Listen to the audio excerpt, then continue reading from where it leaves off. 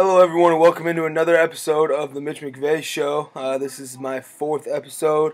Hope you guys are enjoying what you're seeing so far, and hopefully this is another good show. On today's agenda, I'm going to make this today's mock draft day. Hopefully I'll do a couple more of these as the show continues, but this will be my preliminary mock draft. So I'm only doing the top 10 picks. Let me know what you think. You might think I'm full of crap, but that's okay. So starting off, number 1, Kansas City. I got them taking one or two guys. Obviously, they need to address the quarterback situation. Although I wish they wouldn't, because they give my boy Alex Tanney repping Monmouth a shot. But if not, I'm thinking they should draft a quarterback, either Geno Smith, West Virginia, or Matt Barkley, USC. Geno Smith. We've seen how these rushing dual threat quarterbacks, Cam Newton and RG3, have worked out so far. Geno Smith, a little better pocket passer than the two of them. Maybe not RG3, but also possesses the skills needed to get out of the pocket and make things happen with his feet. So I think he'd be a good fit. The other one, Matt Barkley. He's definitely going to be another great pocket passer in the league. Doesn't do any other things for you. Not a threat to run at all, but he can manage the game, make the throws you need. He has definitely a large amount of potential to be a superstar as his career begins in the league. Number 2, Jacksonville. Really, the only pick that makes any sense for Jacksonville is going to be Jarvis Jones, outside linebacker, maybe a defensive end from Georgia. They need to do something with that defense. They've addressed offense over the last couple drafts. If you're going to build, you need to start working on the defense too. So Jarvis Jones would be a great fit. Dominant pass rusher off the edge, has a nose for the ball. We've seen he's made some huge plays this year at Georgia. So I think he'd be a great fit in Jacksonville. Number 3, Oakland Raiders.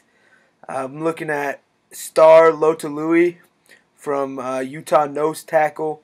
I think he could step up. They need to improve their defense. Get a big guy in the middle of that line would help out a lot, shutting down the run. Another guy I'm looking at for Oakland would be, this would be a little bit of a reach at 3, but Oakland's been known to do that quite a bit. I'm looking at D. Milner. He's the corner from Alabama. Could be a real shutdown corner in the league. So, like I said, a little bit of a reach here at the 3 pick, but we have something we've seen the Raiders do quite a bit. Number 4, the Philadelphia Eagles. I think a pick that would make a lot of sense for them would be the address the line, get a young lineman in there, such as Luke Joeckel from Texas A&M, baby. I think he could help out a lot. Kind of strengthen up that line, give a little pass protection for Mike Vick or whoever their quarterback will be moving forward. Another pick that I think would benefit them, they just cut Babin, so picking up another pass rusher to go along. Trent Cole wasn't productive this year, so maybe it's time to move on, look for a new defensive end in Philadelphia. I think a big pick here would be Werner from Florida State. He's a dominant pass rusher, a big guy, very athletic. He has the potential. I think he's got the potential to be like a J.J. Watt type of guy. He's done a good job in his college career, batting down passes. He'll get you some sacks, play the run pretty well. So I think Werner, the foreigner, I think he'd be a good pick here at number 4 for Philadelphia. Coming in at the 5 pick, the Carolina Panthers. They need to address the defensive line. Get a big guy in the middle of that line would help a lot. So Jonathan Hankins from Ohio State, nose tackle. I think he'd be a great fit here. Great run stuffer, can put a little pressure on the quarterback. I think that'd be a really smart pick. Another guy they could go with would be Jonathan Jenkins from Georgia. Does about the same things as Hankins, maybe not as dominant, but has the potential to be a great defensive tackle in the league. So you can't go wrong with either two of those guys. Coming in, San Diego. I'm looking at DeMonte Moore from outside linebacker from, once again, Texas A&M. He kind of has some of the same skill set as a Von Miller. Not as big of a name, didn't do as well in college, but we'll see as he gets into the combine and that kind of stuff how he works out. He could be the next Von Miller in the league, or he could bust and be a nobody. But it's a risk that might be worth taking. Another guy, if he's still on the board, I think would fit well in San Diego would be Star Lotulelei, as I already mentioned, from Utah. I think he'd help boost that defense. You know, they don't have a half bad offense, so boosting the defense is something they need to do. Next, coming in at the 7th pick, the Cleveland Browns. I think the pick that makes the most sense here is Manti Te'o, middle linebacker from Notre Dame.